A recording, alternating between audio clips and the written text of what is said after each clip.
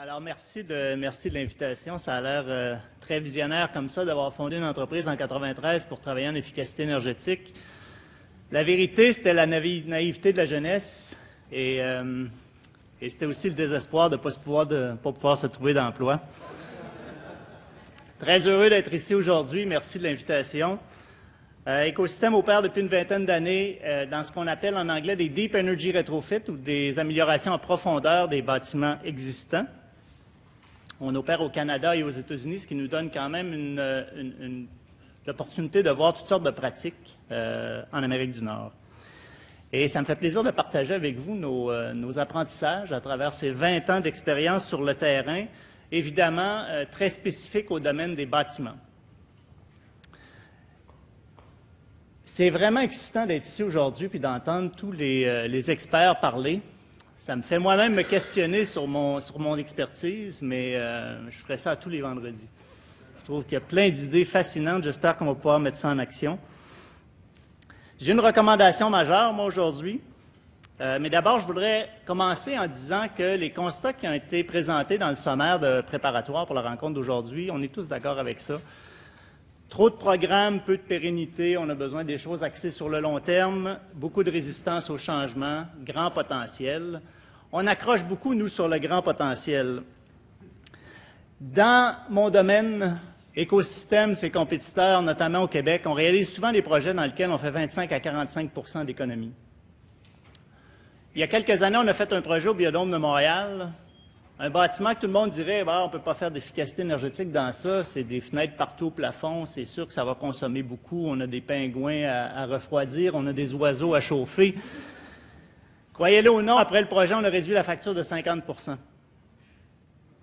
Alors, quand on dit que le potentiel est encore grand pour faire de l'efficacité énergétique au Québec, croyez-moi, oui, dans presque tous les bâtiments où on va, on peut réduire la facture d'environ 30 %. On dit, ouais, les prochains gains vont être beaucoup plus chers. C'est quoi le point de comparaison? Est-ce que c'est de construire des nouvelles centrales? Est-ce qu'on trouve que cher, c'est parce que la période de rentabilité est de 5 ans plutôt qu'1 an ou de 10 ans? Ce qu'on voit souvent, c'est des projets dans lesquels la période de rentabilité est presque nulle quand la planification est bien faite. Donc, on voit beaucoup de projets où on va tout simplement planifier des rénovations majeures, planifier des remplacements d'équipements. Et quand la planification est bien faite, on va pouvoir faire des remplacements d'équipements qui se seraient faits de toute façon en faisant de l'efficacité énergétique, en ayant une approche plus globale, en ayant une approche basée sur les résultats finaux et finalement avec des périodes de rentabilité dont on ne peut même plus parler parce qu'il aurait fallu investir de toute façon pour rehausser la capacité des systèmes. Par exemple, sur un campus universitaire, quand on ajoute des bâtiments, on va rehausser la capacité de production énergétique. Dans bien des cas, on pourrait tout simplement investir moins d'argent pour réduire la consommation des bâtiments qui sont déjà sur le campus. Alors, nous, on dit, est-ce que les prochains gains seront vraiment beaucoup plus onéreux? Pas nécessairement. C'est une question souvent de planification. Le principe... Merci. Le principe général, tout le monde s'entend aujourd'hui, il faut prioriser l'efficacité. Quel devrait être le rôle du gouvernement? J'ai dit que j'avais une recommandation à faire. Avant de faire ma recommandation, deux choses. D'abord, fixer des objectifs. Tout le monde veut gagner la Coupe Stanley. Alors, c'est évident que quand il y a des objectifs de réduction, on l'a vu au Québec entre 2000 et 2012, il y avait des objectifs pour les commissions scolaires, les hôpitaux de réduire. Tout le monde s'est mis à courir. Tout le monde voulait arriver au fil d'arriver le premier. Et les gens ont fait beaucoup d'interventions, beaucoup d'investissements pour réduire leur consommation. Alors, fixer des objectifs, ça demeure très important. On voit le même principe aux États-Unis. Et le deuxième point, c'est de fournir des outils pour transformer le marché.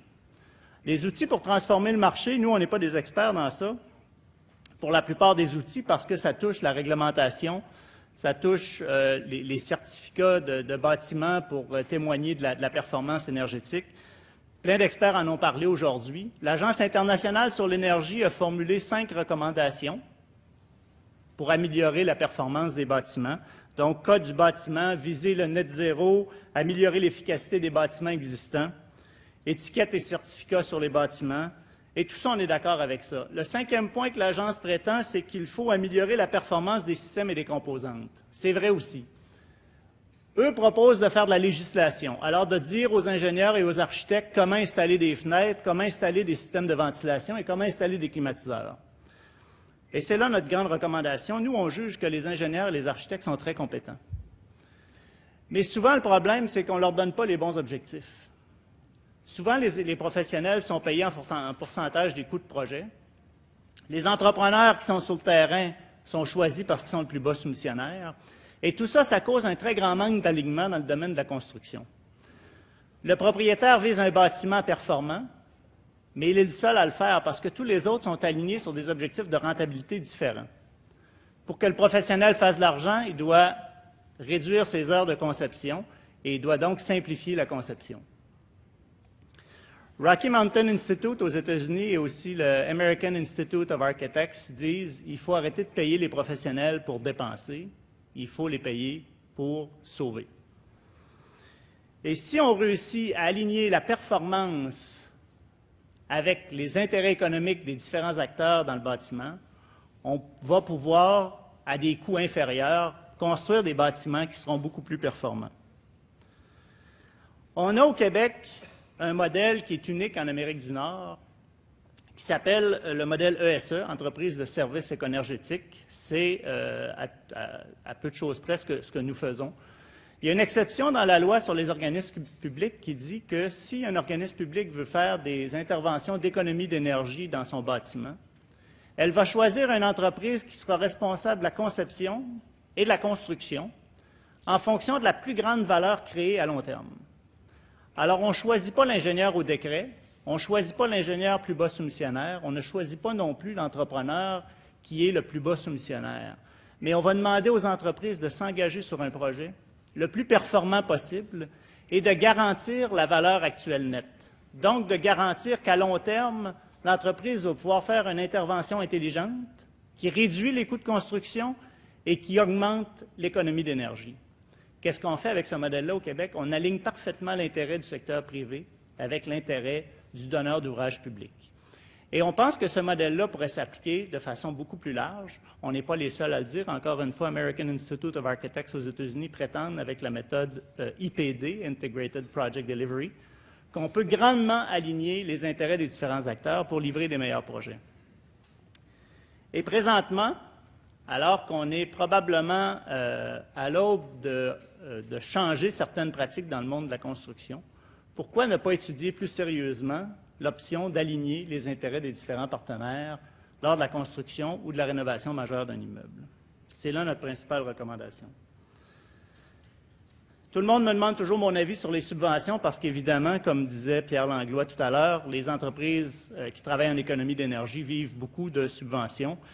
Et c'est vrai que la gouvernance actuelle donne lieu à une multiplicité de programmes qui sont souvent difficiles à comprendre, difficiles à gérer et qui changent tout le temps. Alors, des projets qui ont duré 7 ans, on en a eu plein nous aussi, malheureusement. Et en bout de ligne, les subventions, c'est souvent une béquille au fait que le coût de l'énergie n'est pas très cher. Alors, si on vendait l'énergie à son vrai coût, et on pourrait avoir une discussion là-dessus par la suite, quel est le vrai coût, mais si l'énergie était chère, les gens la gaspilleraient moins et les subventions seraient moins disponibles, ou à tout le moins moins nécessaires. Mais il faudrait qu'à tout le moins, les subventions soient basées sur le long terme et qui visent des objectifs de réduction et non pas subventionner des mesures particulières ou des technologies particulières parce que quand on fait ça, on cause une grande distorsion sur le marché alors que ce qu'on veut en bout de ligne, c'est devenir plus performant. Alors, favoriser l'efficacité et non les solutions et d'être pas trop généreuse non plus, mais de plutôt s'assurer que le financement est disponible pour les projets. Et en terminant, puisque parfois il est possible de rêver, j'aimerais mettre en perspective le coût de l'énergie. Si on prend l'équivalent d'un mètre cube de gaz ou d'un litre d'huile ou de l'équivalent en électricité, ce qui est environ 10 kWh, dans tous les cas, on est plus ou moins sous la barre du 1 $. Beaucoup plus bas que ça dans le cas de l'électricité ou même du gaz naturel.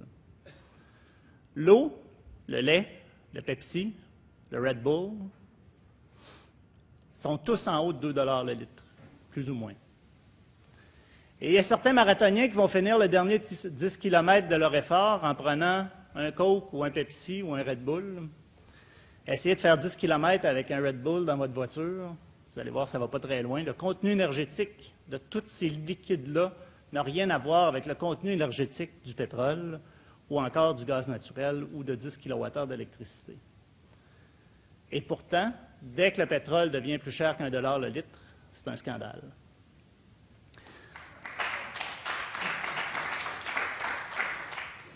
Alors, je rêve au jour où toute la population pourra applaudir comme ça plutôt que de condamner nos ministres qui veulent poser des bonnes actions pour favoriser l'efficacité énergétique.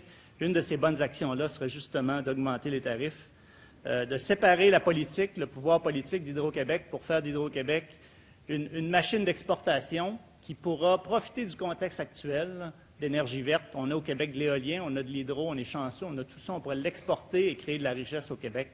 Alors, on rêve qu'un jour tout ça sera possible. Merci beaucoup.